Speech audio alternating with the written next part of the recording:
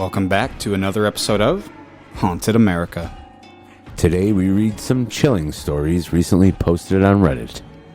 Join us today as we talk about an Alabama ghost house, and then we dive headfirst into the diary of a ghost hunter. All this, plus our reactions on today's episode of Haunted America.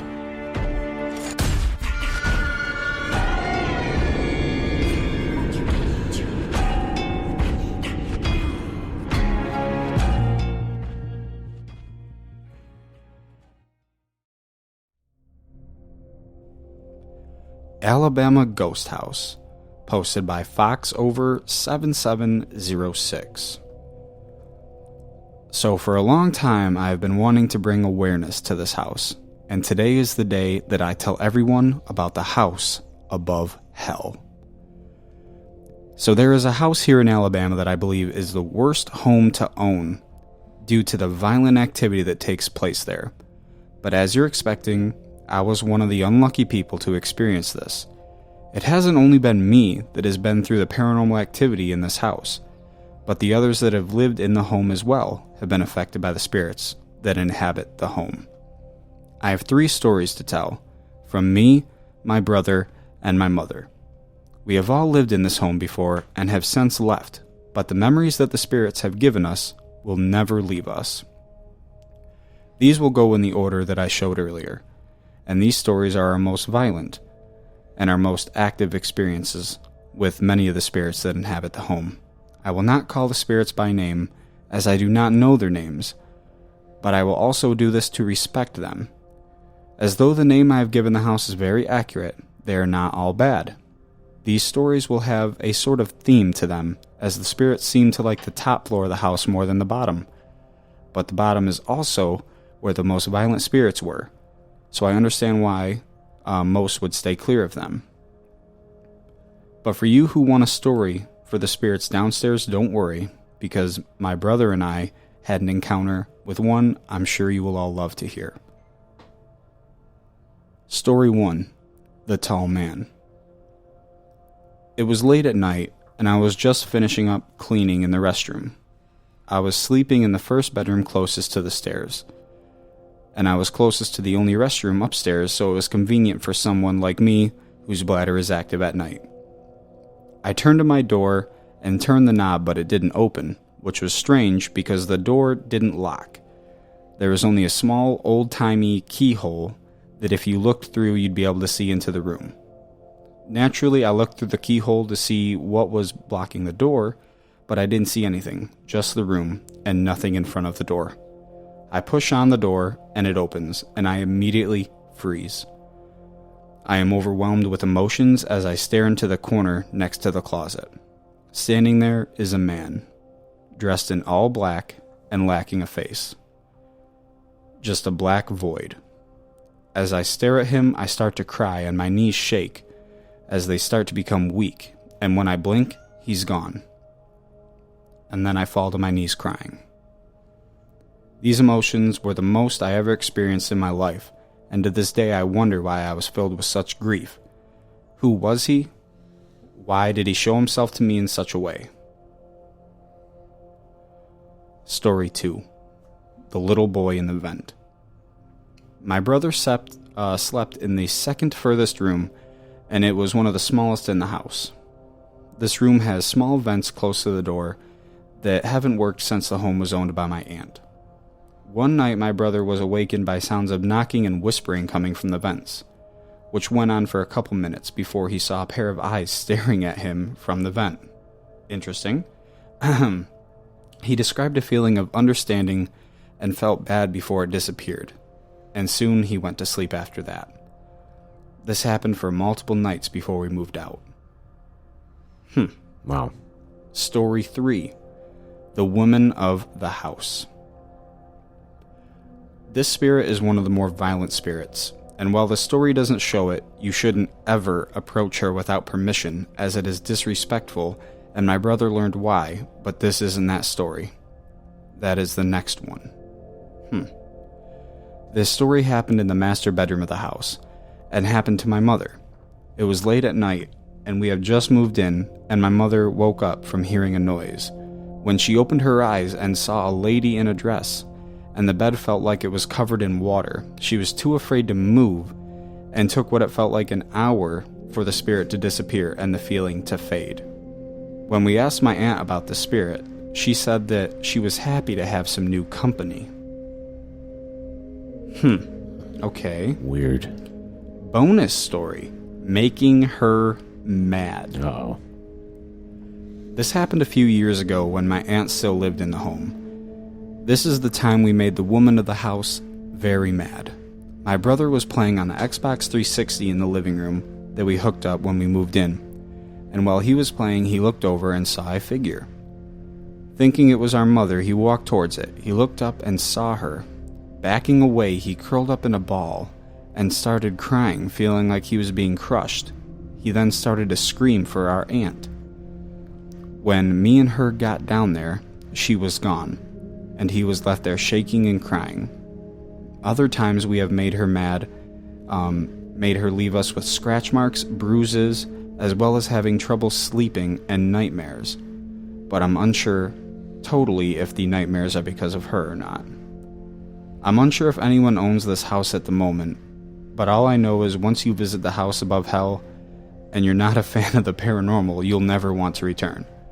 But if the home isn't occupied, and the time, weird punctuation. If the home isn't occupied at the time, and you get permission from the past owner or whoever is selling it at the moment, then feel free to visit it. So, a lot to go over here in this story. Yeah.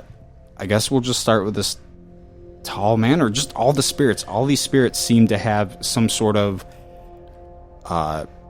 big presence to be able to put onto you, to be able to project onto you, to make you feel maybe what they're feeling at the time. Yeah. Or it To have you feel such strong emotions that you're crying and you're breaking down on your knees and shaking and all that. These pretty spirits, powerful. Yeah, these spirits seem to be very powerful. I wouldn't say that this is a house above hell. You know, It's a very active house. it's a very active house, but it doesn't seem like there was much there to make it that bad, to give it that kind of name. I mean, you know, they're saying that because their reaction to these things were that they were crying and Right. shaking, which could have been what the spirit was trying to make them feel, or it could have been that they're not used to paranormal experiences. that could have been their natural reaction to feeling the energy coming from a spirit like that. Right. Now, this woman of the house, as our cat decides to jump onto the table with all of our recording equipment Of here. course. You know, maybe it's not as much as like you can't approach her without permission as it is maybe in this woman's time period there weren't like an Xbox 360 type thing, you know what I mean? Because the older generation of people anyways is like, get off the games. Yeah. You know, what is that crap? You know what I mean? Right. So maybe she was just, you know, in her own way projecting like an anger at seeing a kid playing something she's not used to or something like that. Or maybe the fact that they're trying to communicate something with you and you're looking at this box that has images on it and they don't understand what that is and you're not paying attention to them and they're trying to get your attention. So they're getting angry. So their only other way is to force emotions on you so you pay attention to them. Right. Third possibility is that kind of reasoning right there is this is just them trying to communicate in a way with you, but like we mentioned earlier, they're not used to this kind of interaction. Right. So their body is experiencing something totally different than what like say an actual paranormal investigator would experience. Right. Also, I'm always apprehensive when it's children, because I don't know how I really feel about if there's ghost children. I kind of feel like kids in their innocence move on pretty easily and quickly when they die young. So that may be something that's not quite a child, maybe something else. Now, one of the comments here, says, scary stuff, but in my opinion, the tall man and the child in the vent, who we haven't talked about yet, mean no harm to you or your family. Chances are they feel forgotten and or are saddened by the fact that maybe there are spirits there that are trapped in the house. They probably wanted you and your brother to feel their sadness and pain as they for some reason cannot move on. The woman in the house does seem more angry at the fact that she can't move on, hence why she attacked you, hence why she attacks when you make her mad.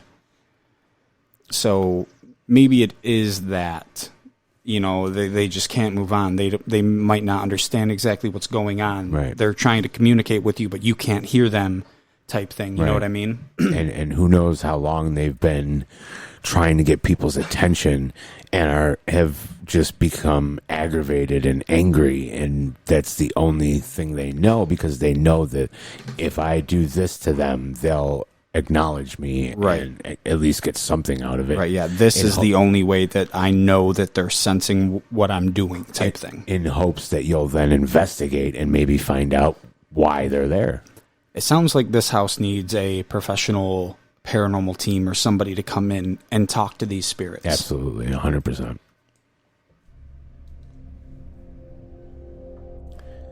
Diary of a Ghost Hunter. This username, it's a little tougher. DJunderdog85. I'm going to say it's DJ Underdog. DJ Underdog. Okay. There you go. It's the first time I'm reading it. Sorry. There are many places in El Paso, Texas that have stories of paranormal activity. History in El Paso has stories from the legendary Pacho Villa and Billy the Kid. But growing up in El Chuco, or the 915, has its share of legends and tales. The many famous locations that are known here in El Paso, Texas are Concordia Cemetery, El Paso High, Plaza Theater, and many more. One location not many people know about is Southwestern General Hospital, located near Cotton Road. This info is found on the website and describes the history of the hospital.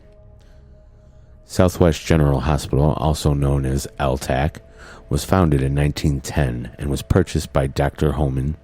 He purchased this because in the 1900s there was a disease called tuberculosis. Many people were getting sick. Dr. Homan then renamed the hospital Albert Baldwin Sanatorium and was going to remodel it, but then the state had gone into neglect.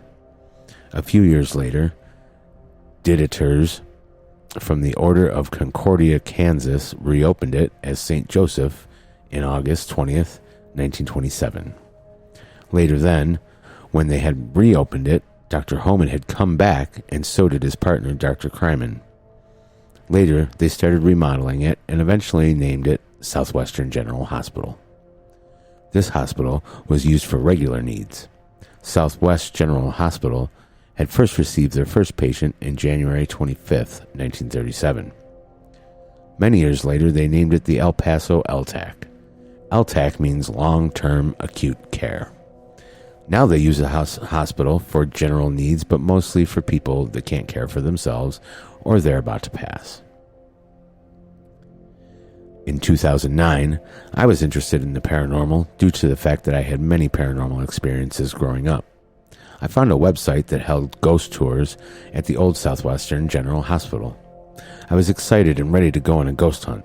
The group that held the ghost tour was named GHOST, or Ghost Hunters of South Texas. The group was professional. Hold on. Very clever name. Yeah. That is cool. Yeah, I got it. Yeah, I'm sorry. Would very clever name. Lock that name down for sure. The group was professional, and they used many of the items that paranormal researchers used at the time. Before the tour, they showed us proof that they had captured while investigating the property. EVPs, including a little boy saying, "Play with me, please," and a woman with a southern accent responding to questions. The woman is said to be a nurse seen on the 4th floor by security guards. The woman is said to be seen dressed in an old-time nurse attire. After the tour, the group said they were having openings for new members, and the new members would be tested and would be considered in maybe being a part of the new team. I was quick to join and try out. I made the team. The team would have private group ghost hunts, so we had the building to ourselves.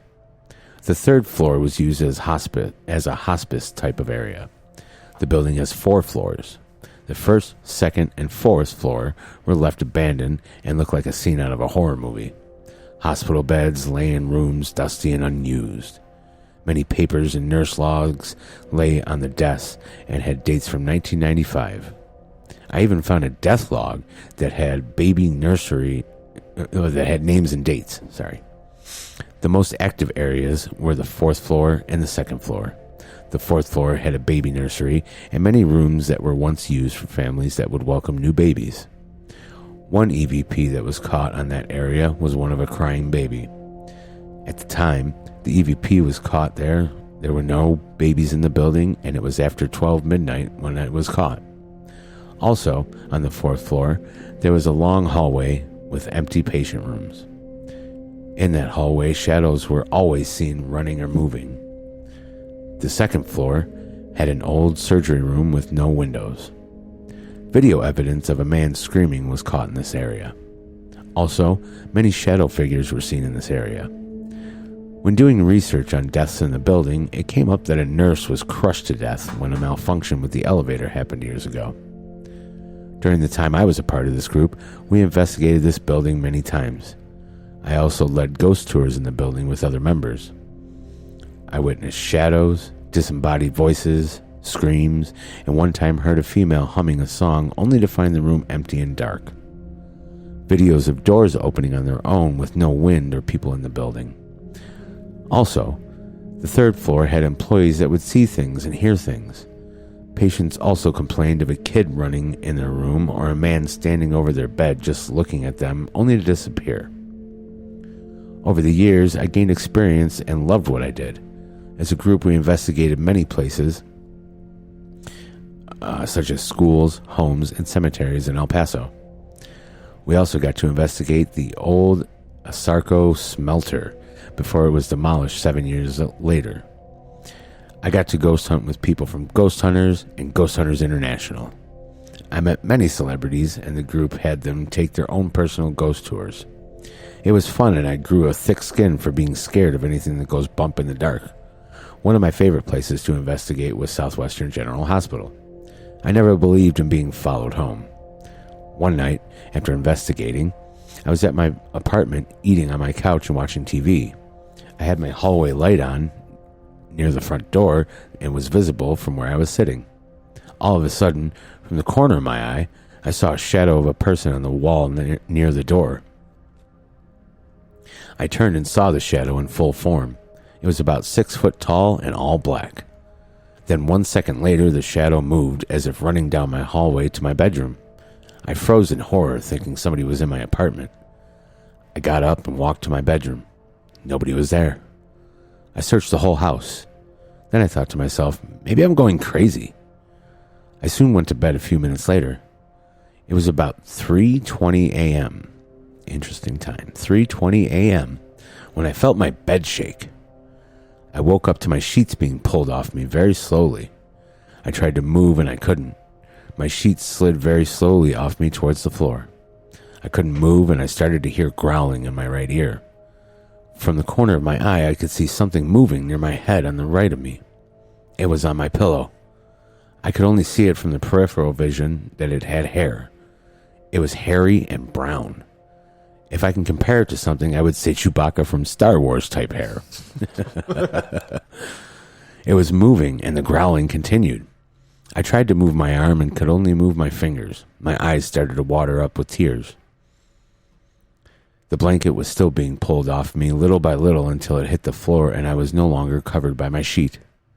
I felt the hairy thing moving right next to me and the growling grew louder. Then, all of a sudden, I was able to sit up. So I turned to look to see what it was next to me. The hairy thing was gone. But I could see the imprint of where it was, sat on the pillow next to me. It was the size of a full-grown cat. Then I looked around the room to gather my sanity. My sheet was on the floor and my eyes were still watery. I asked myself, is that sleep paralysis? I find it hard to sleep that night due to the fact I had lived alone in the apartment. The next day I had a girl over to my apartment that I was seeing from school. I was playing on my PlayStation, and she asked if she could take a nap in my bed. I said yes. She went to my bed and fell asleep. 20 minutes later, she came back into my living room crying. She said, "I have to leave now." I asked her what happened, and what she said shocked me. She said that something shook the bed and woke her up. She couldn't move, and that's when the growling started in her ear. Then the bed went down as if somebody lied down next to her. She tried to scream for me and couldn't. Then she felt as if somebody was breathing on her neck as the growling grew louder. She said it lasted about 2 minutes, and she was finally able to move. Once she was able to move, she ran to me in the living room. After she explained what happened, she grabbed her stuff and left out my door. I didn't tell her what had happened to me the night before, but for the same thing that happened to her was enough proof that something wasn't right. I couldn't explain what was happening. First thing that came to mind was that something followed me home. After a few days, all the activity stopped. Only when I would go on investigations, I would see shadows in my apartment, and then it would just go away. I loved what I did, and the only time I feared the paranormal is this moment. I no longer ghost hunt, and the group no longer gets together. Southwest General Hospital was purchased and is now remodeled and is in use. I can only imagine what the employees of LTAC go through by being in that building. Every now and then I drive down Cotton and past the building. I miss the days of being part of GHOST El Paso.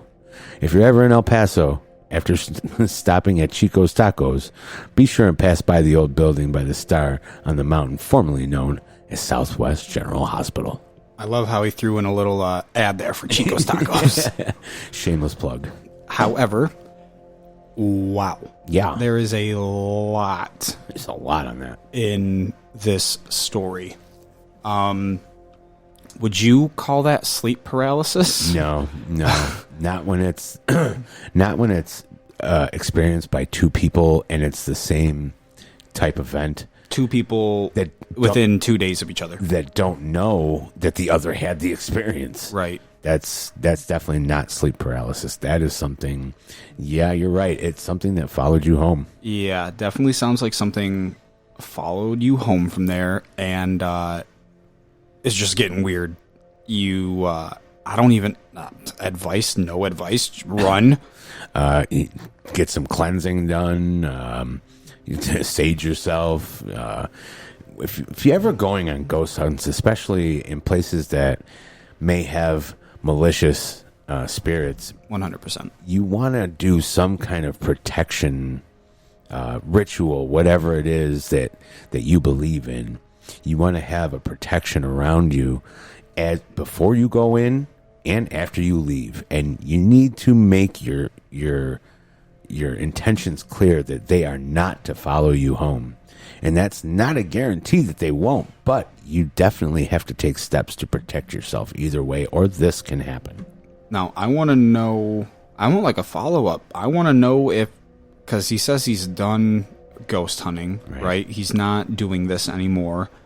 I want to know if this spirit or entity, whatever, is still around him, if he's still experiencing stuff even though he's out of the field now. Yeah, just because you stop doesn't mean that the ghost goes away. Right. Maybe it has, now that it's not, like, maybe this entity knows now that it's, that he or she is not, interested in doing this kind of work anymore. Maybe the spirit or entity left and attached itself to somebody else. Be that, you know what I mean? To be able to get that kind of reaction that this entity wants out of a person. Or could it be that it has a specific tether that only lasts so long? As long as you keep revisiting this place, then that tether can be maybe re-strengthened, and then it can continue following you home, but it's still tied back to that hospital either way.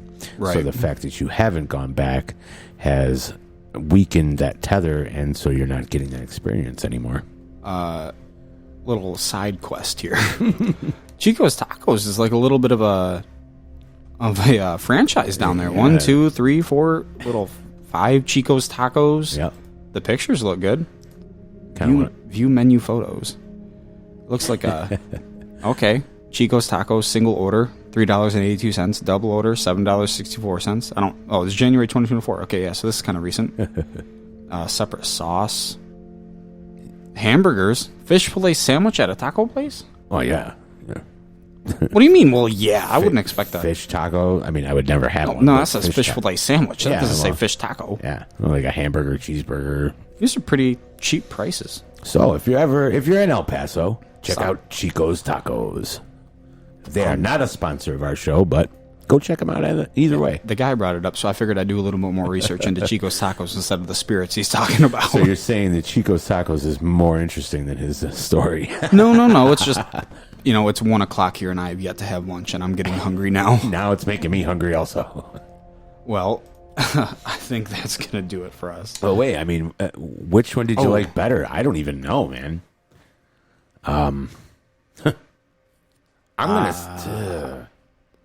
The second, there was just a lot to uncover between both stories. Both of them, yeah.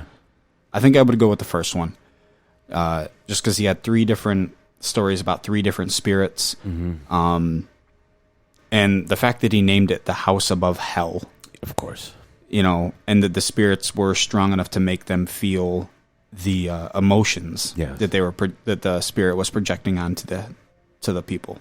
I think I would go with the first. I'm going to agree. I'll go with the Alabama Ghost House, specifically because I like going into houses that have this kind of activity going on. Because, of course, a sanatorium or a hospital, someplace like that that's had a whole lot of trauma happen, you kind of expect those kind of things to be there. You don't expect it to just be in your house. Right. So, for me, also, the Alabama Ghost House.